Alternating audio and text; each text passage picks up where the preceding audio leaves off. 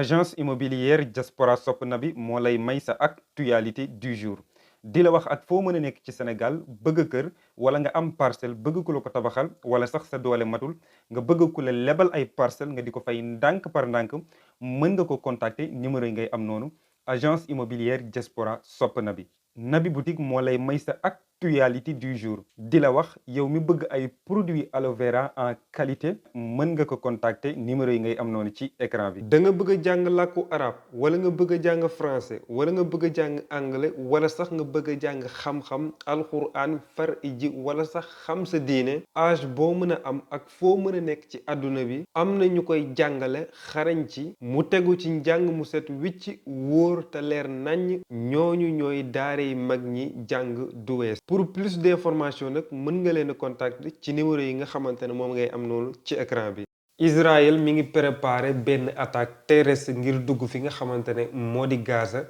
bu ñu jëlee kàddu yu tukkee ci premier ministre israélien muy Benyamin Netanyahou li mu wax mooy waa Hamas jamono ñu toll nii ay néew yuy dox lañ. mu wax ne lépp lu ñu def le 7 octobre bi ñu weesu dinañu fayu lu ko raw. ci beneen côté bi waa États-Unis d'Amérique ne suñu yoon nekku ci Israël dañ leen tooñ te ku ñu tooñ aussi am nga sañ-sañu fayu. ba ci jamono ji may waxee ak yow nii aussi waa Israël ñi ngi tiim waa Gaza di leen bombarder yemuñ ci loolu aussi objectif bi nga xamante ne moom lañ bëgg mooy préparer ay soldats yoo xamante ne dañuy dugg directement ci beneen côté bi le président français Emmanuel Macron ma nga ca wet ba aussi di alerter mu nekk benn sujet boo xamante ne bu xaw a jaxasoo la mais incha allahu taala moom la ñuy fexee tàqar ñi léegi ci sa format bu actualité du jour. dama naan la njoko yong ngiropo wala sax ma ne la mbaldo dafay dépendre rek ci waxtu wi ngay seetaan bile vidéo comme niñ koy defee bés bu nekk du lundi jusqu'au vendredi ñu di la tënkal bépp actualité majeure boo xamante ne dafay xew ci àdduna wërngal këpp. le premier ministre israélien muy wuyoo ci turu Benyamin Netanyahou ci benn discours à la nation boo xamante ne daf ko def ginnaaw bi nga xamante ne le président turc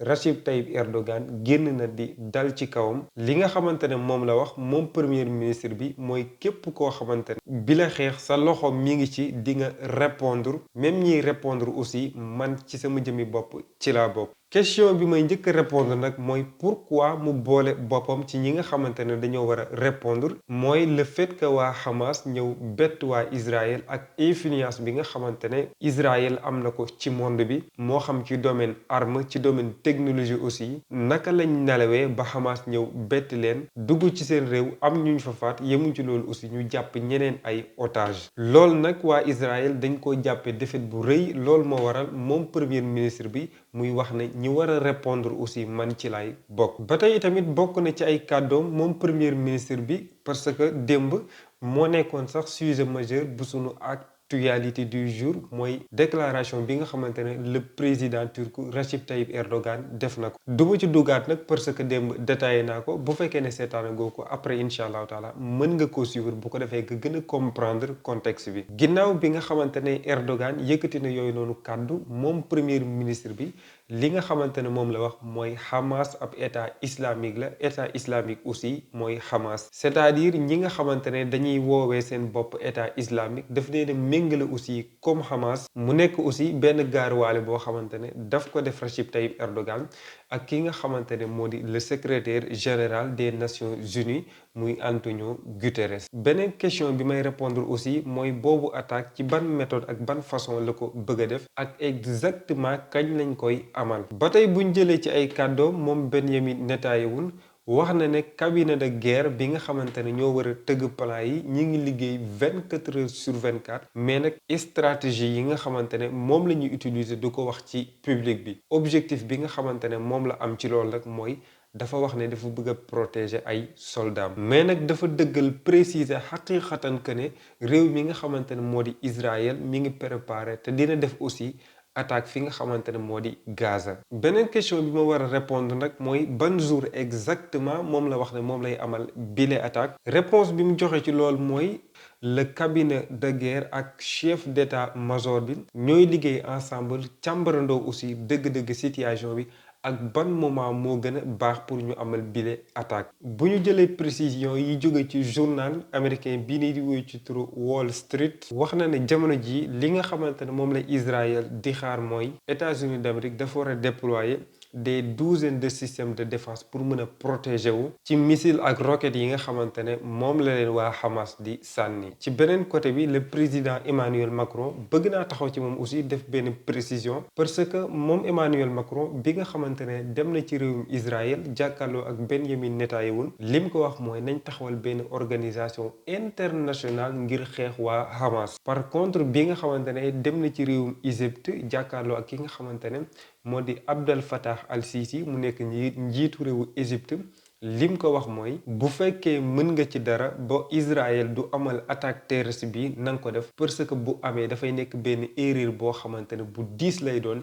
ci civil yi nga xamante ne innocent lañ te bu perte di am ñoom ñooy ñi ciy gën a loru. ci beneen côté bi aussi am na ñu koy taxé moom Emmanuel Macron di wax ne dafay def 2 poids 2 mesures c'est-à-dire bu demee fii wax lu leen arrangé bu demee ci beneen côté bi aussi seet li leen arrangé mu wax ko. ba mu waxee loolu ba noppi nag Abdel Fattah al-Sisi aussi tontu na ko lim ko wax mooy yow itamit bu fekkee mën nga ci dara bul hésiter benn yoon def ko. ci jamono jooju plus précisément ci Beyrouth le chef adjoint du Hamas muy wuyoo ci turu Salih Arrouri ak le chef adjoint du Jihad islamique muy wuyoo ci turu Ziad Nakhale ak le chef du Hezbollah libanais muy wuyoo ci turu Hassan Nasrallah ci benn sommet bu ñu duppee ci turu axe de la résistance. li nga xamante ne moom lañ bàyyi seen ginnaaw nag mooy ay doomu aadama yu bari yoo xamante ne ñi ngi continuer encore une fois di ñàkk seen bakkan bu fekkee ci côté Hamas bu ñu leen calculer toll nañ ci 6546 ak 17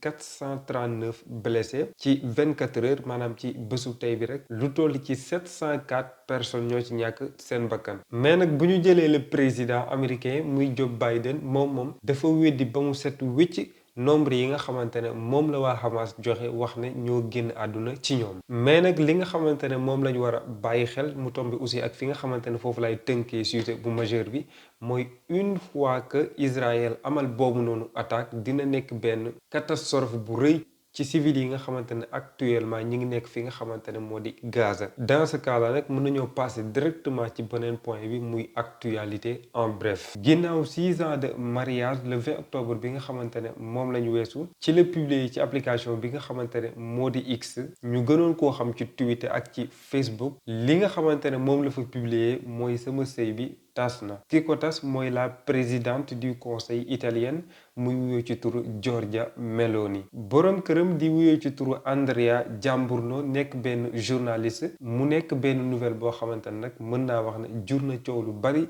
ci réew mi nga xamante ne moo di Italie. fa ñu yëglee sëy bu tas ba muy application bi nga xamante ne moo di X di ex Twitter tey ci jeudi bi dafa def li nga xamante ne moo di panne mondiale c'est-à-dire ñu bari ñi nga xamante ne yor nañ boobu noonu application